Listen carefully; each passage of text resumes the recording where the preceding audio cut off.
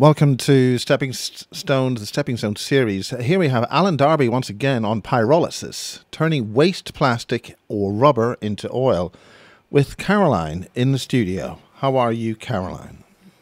I'm fine, thanks, Miles, and welcome to a Stepping Stones interview.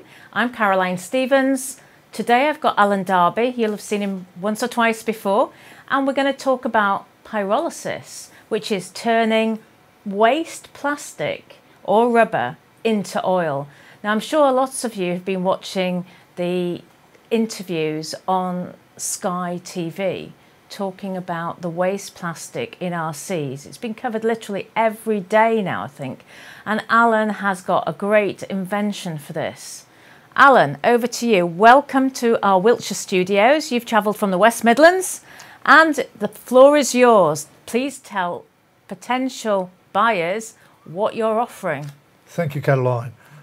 I'm very pleased to be here, and I do appreciate the fact that you've offered me the chance to say what I've got, because I am being stifled.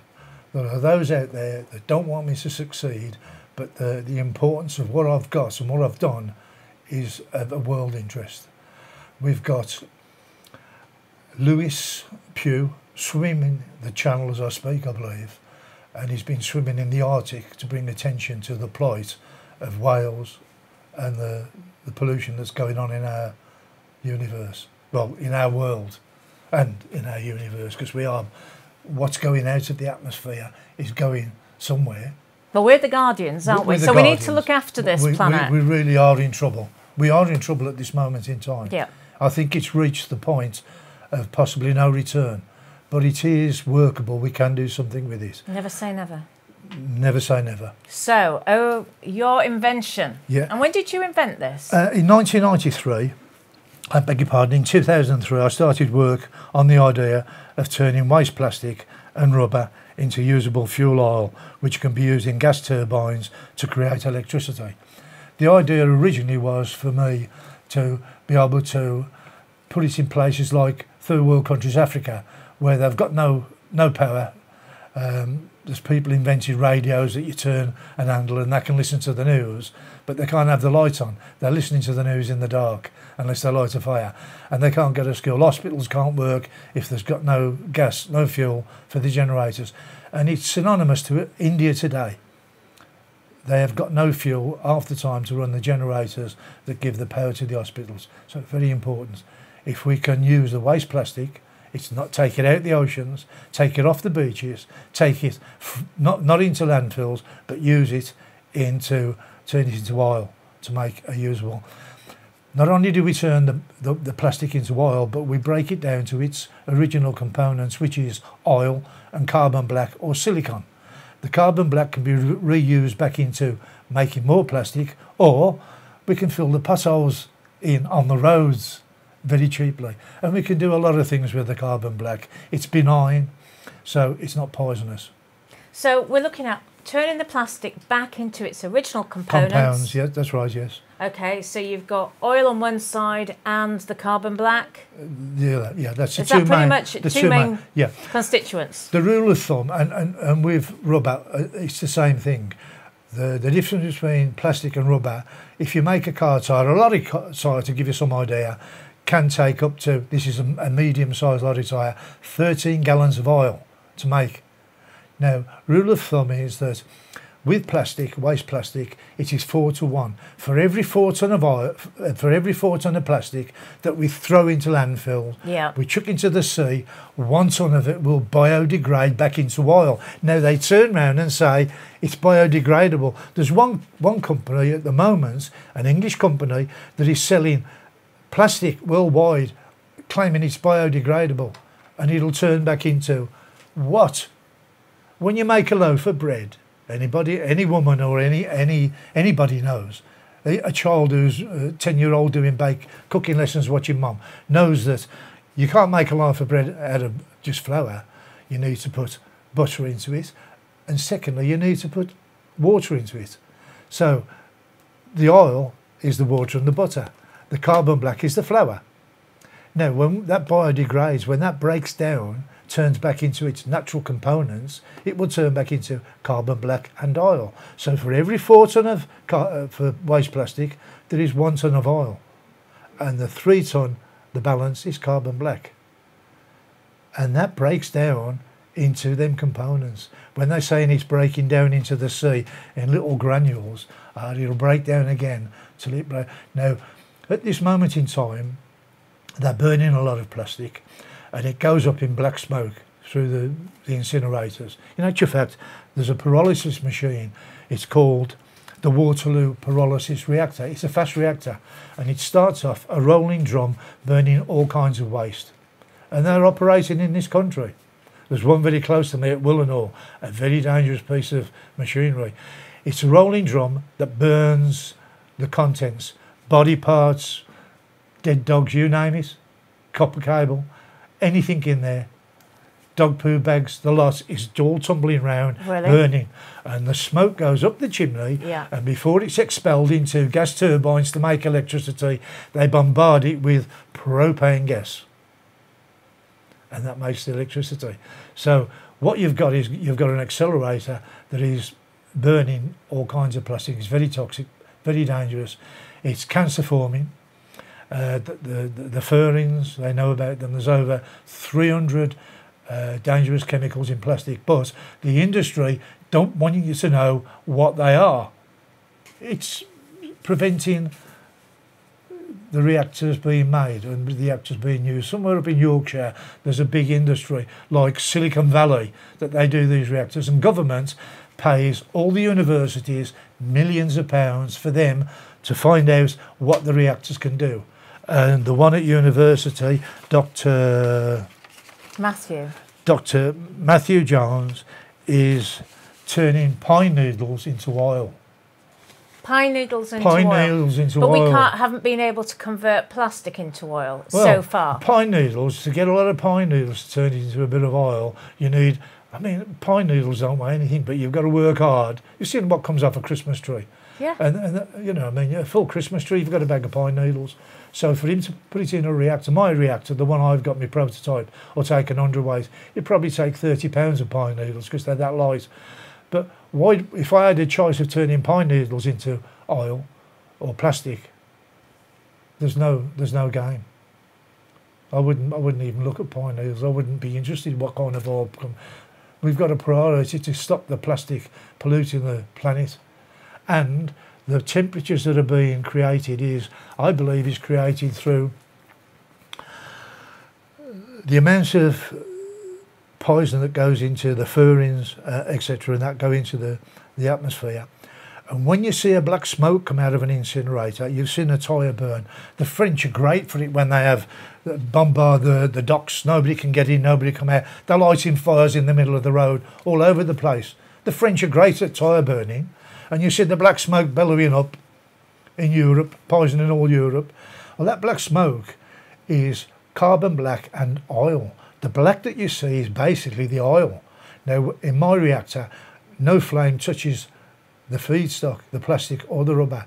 And what comes out is white smoke. If I let it come out, it's white smoke. It's as white as that paper.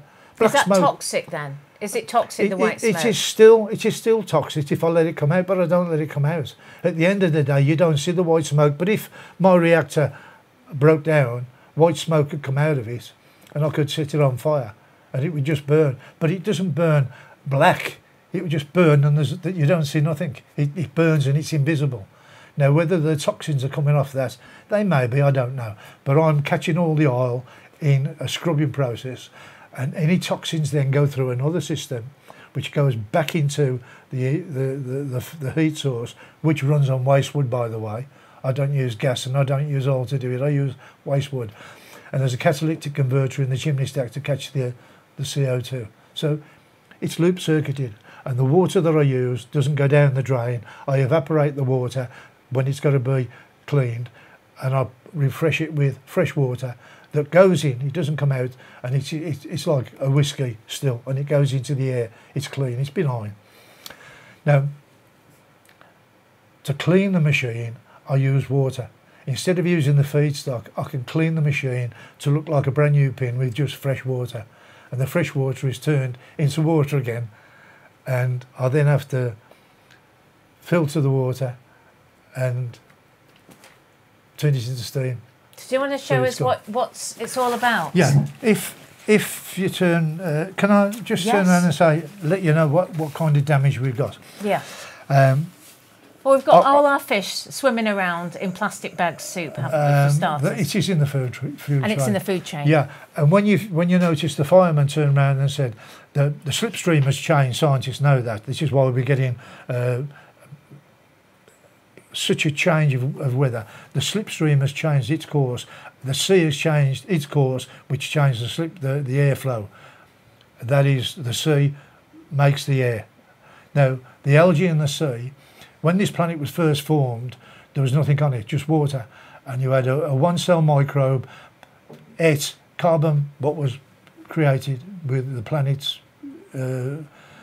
explosions, volcanic eruptions. One-cell microbe ate that carbon and turned it into oxygen. And it eventually built an atmosphere. Then the trees and the grass, they're doing the same thing. Then we are now counteracting that by burning rubber and plastic. When you see black smoke coming out the incinerators, that is unburnt oil. And that oil goes into the sea, it rests on the trees, on the grass. Now all of a sudden the firemen are saying, this is a tornado of fire. It is a tornado of fire because that oil has got to land somewhere, and it condensates back into the sea, and it's killing the algae in the sea. And the whole planet is being changed by the fact that not enough oxygen is being made because it's raining oil and carbon black. Wow. And they won't tell you now. Yeah. What they're saying, governments, after governments, it biodegrades, it breaks down. It breaks down, but what's it breaking down to? Little tiny bits of plastic. Ask Michael Grove, what does it break down to? Ask anybody in government. I've wrote to Michael Grove and said, do you want to come and see it? I've wrote to the Green Party, what's her name? She's Caroline Lucas. Caroline Lucas. She sent me a postcard from Brighton. Thank you for your letter. And? Thank you for your letter. Caroline and Michael, please can you answer Alan's correspondence, please? Yeah, emails. I'm dyslexic, by the way, Michael. It was sent by a man who's very good at computers from his shop. And Caroline, I wrote to it with a spelling checker, and I said it was quite unique. I've got a reactor. And by the way, if anybody's listening, down Pagham Harbour, the bird sanctuary, they was having birds being killed down there, and I offered to take the reactor down there and clean up all the rubber, all the plastic. And when they found out that I'm who I am, trying to expose corruption in our legal system, it was stopped. And even Exchange and Mart I was offering to, but the letters don't get through. They are stealing my letters, but I'll deal with that in a minute. Now, let's talk about Bristol University, just down the road. Nice place, Bristol. I've got friends down there. Dr. Matthew Jones estimated that the world production of plastic to be 300 million tonne. 300 million tonne. The of world's which production. 1% gets reused. 1%, which means we're having 299,000 million tonnes of plastic being burnt or landfilled or dumped in the sea. Another one. Up the top of the road we got fracking going on in Yorkshire. At the bottom of the road we got a council tip. They're drilling and pumping poisons into the ground to get shale oil out the ground. Down the bottom of the road in the council tip, they're putting tons of plastic and rubber into the tip, which is going to biodegrade into oil.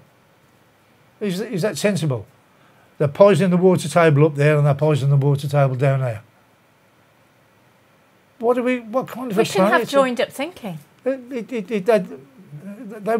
operating in the third dimension. We're living in the first and second dimension. They're living in the third dimension. So is there no incentive for these companies to actually convert this plastic back into oil?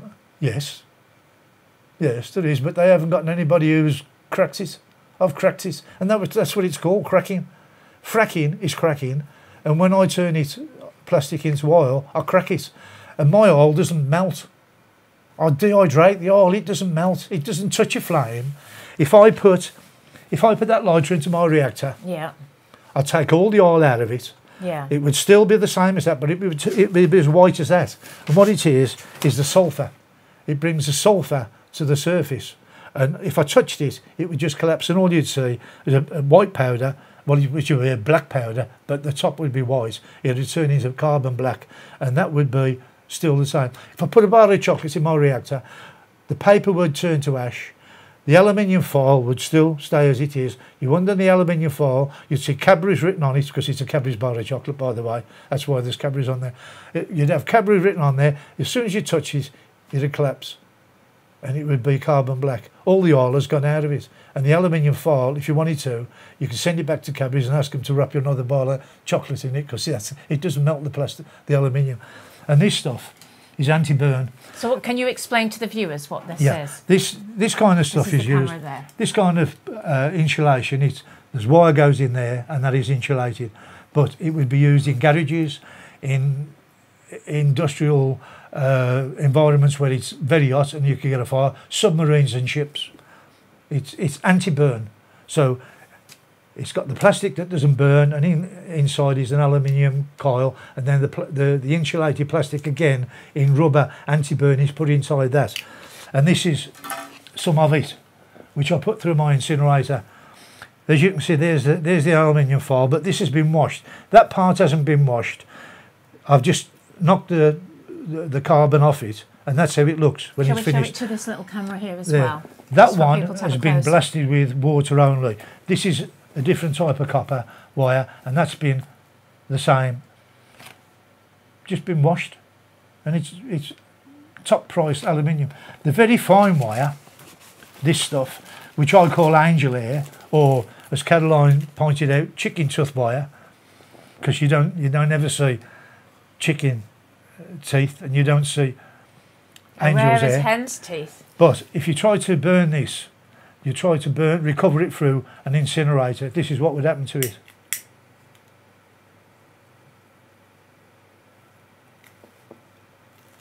White smoke.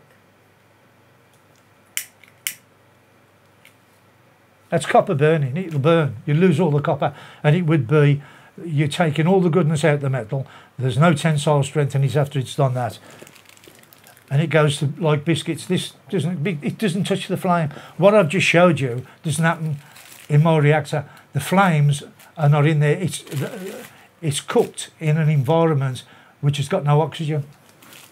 Shall we show the viewers some of the photographs? Yeah, you can see the photographs if you wish. Yeah.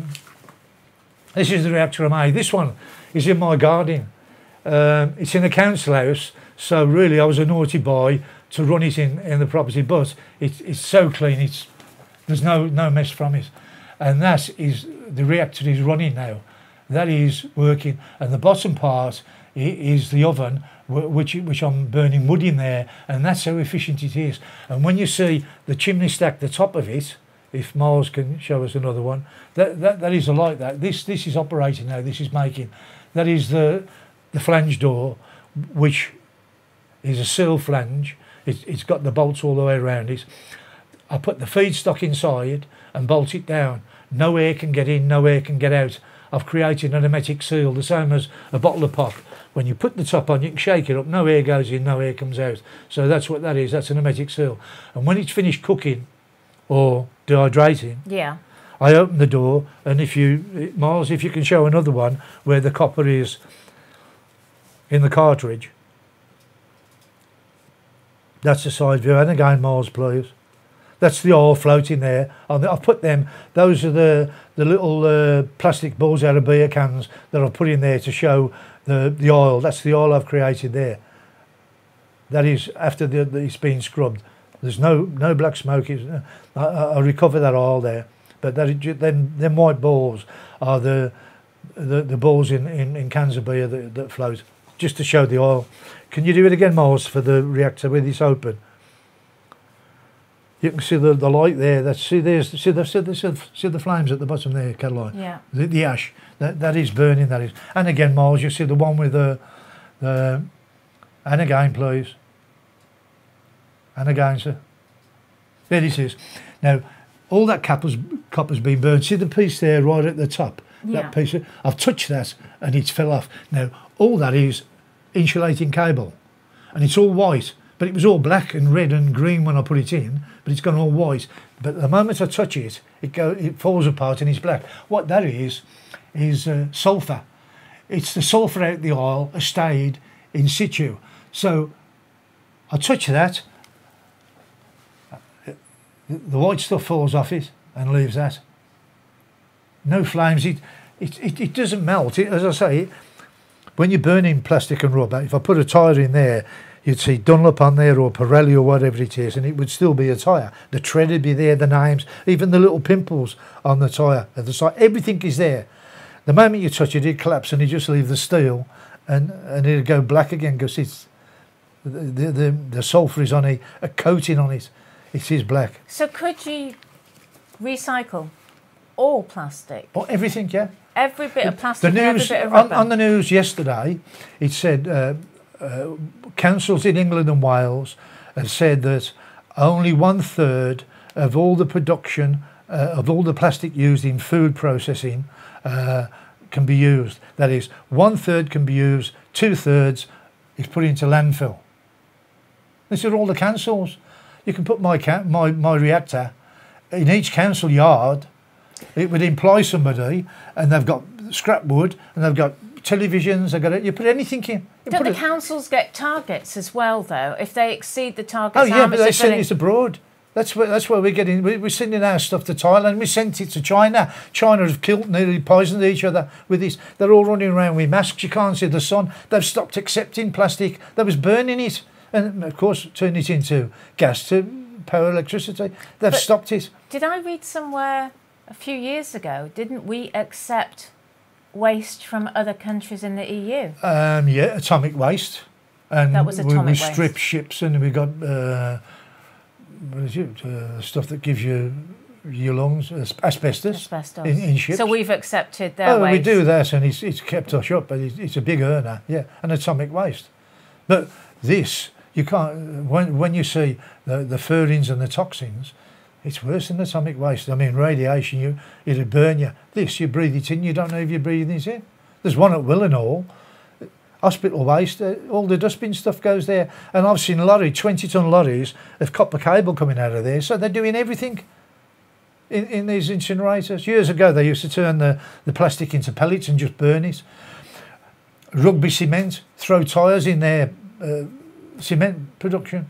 And now and then it blows all over the country. And we in Tamworth have had cement all over our cars. And we're 30 miles away. And we also get fined for our emissions as well. Well, this is all aiding. This is what's happening. It's so we're paying tax on tax on tax. I used to be a roofer, and when you're near an airport, the tiles break down, and all the ceramic, the gloss on the tile breaks off, and they're jettisoning the fuel. It's the fuel coming down on the houses. My goodness me! It's unbelievable. You know, all around airports and. The tiles on the roof. I'm a roofer. I've been up there and I can see it. I recognise it. And it must be doing wonders for our health. Of course it is. You're breathing it in. But the toxins of cancer forming, they are very dangerous. And there's 300. The industry knows what they are. But what I can't understand is why is government giving all this money to universities? Each university gets on an average of about £12 million to play with these pyrolysis reactors. They haven't got it, they haven't cracked it.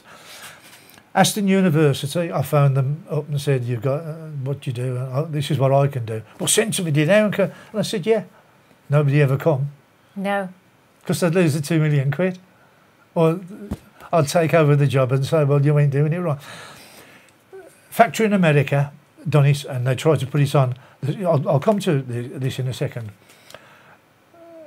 There's two types of pyrolysis. There's a fast reactor, which is a Canadian design. It's called the Waterloo pyrolysis, and it's got its name from Waterloo University in Canada.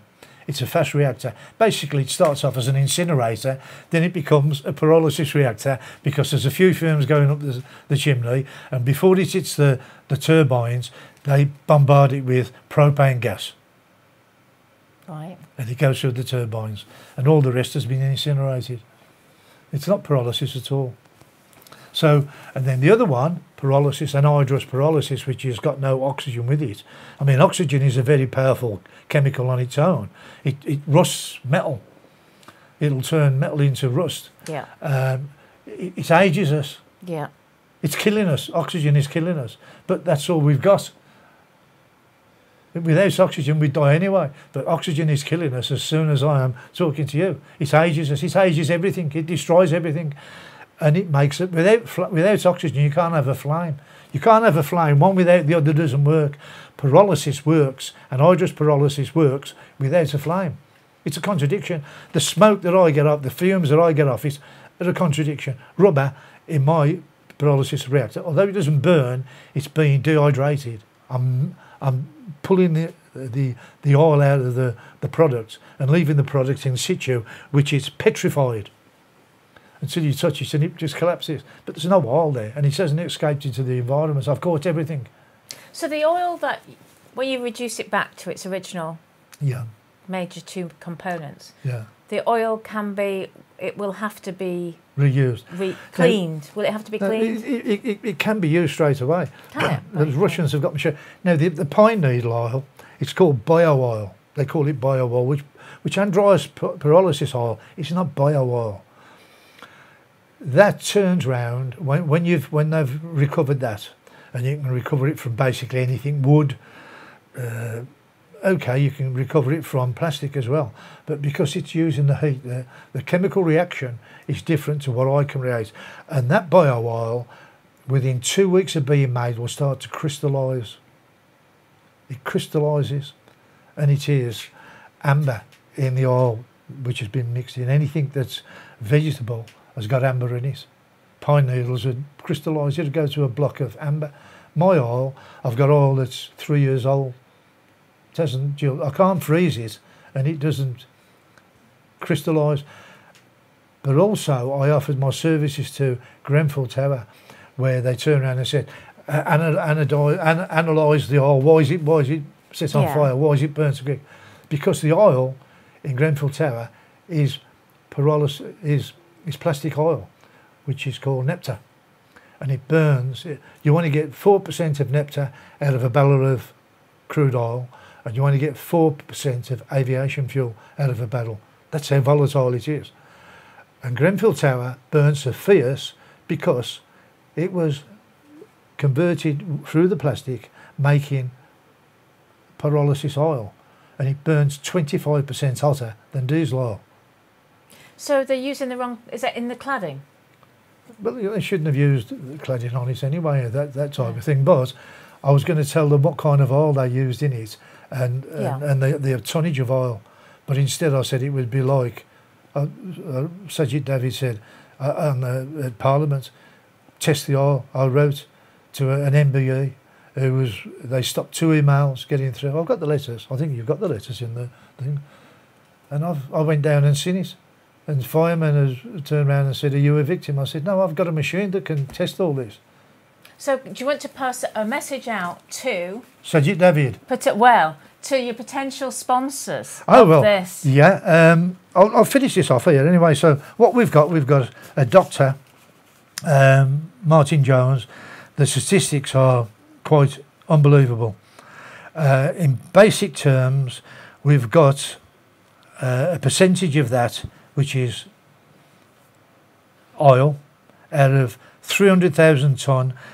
The percentage of it is 74,750 million tonne of plastic oil produced.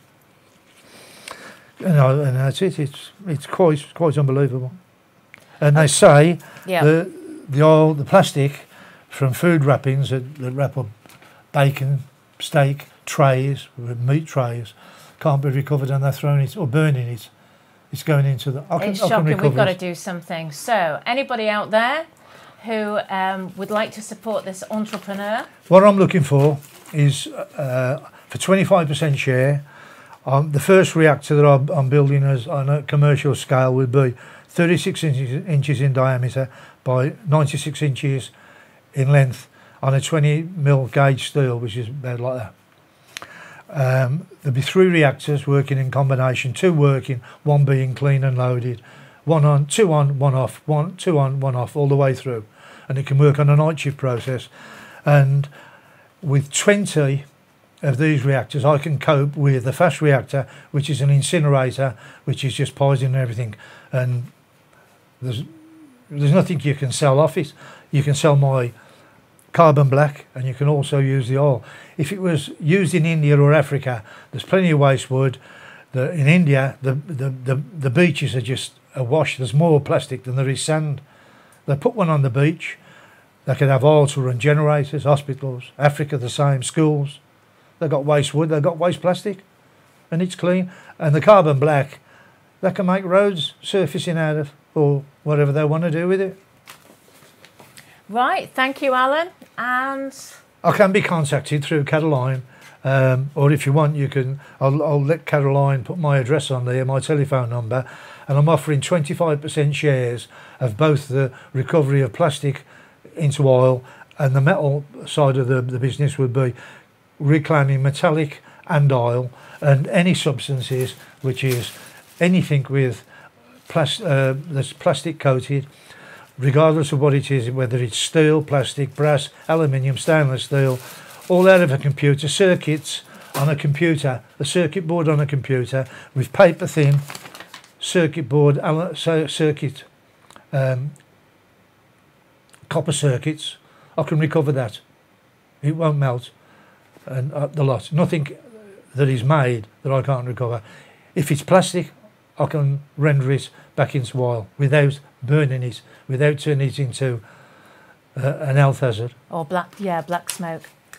Okay, so thank you so much, Alan, for Thank you, Caroline. sharing your invention with us and for the audience. And to the audience, thank you so much for joining us on this Stepping Stones interview to awareness and how to turn plastic or rubber into oil. You see, we can save this planet. We just need somebody to support us. Thank you for listening.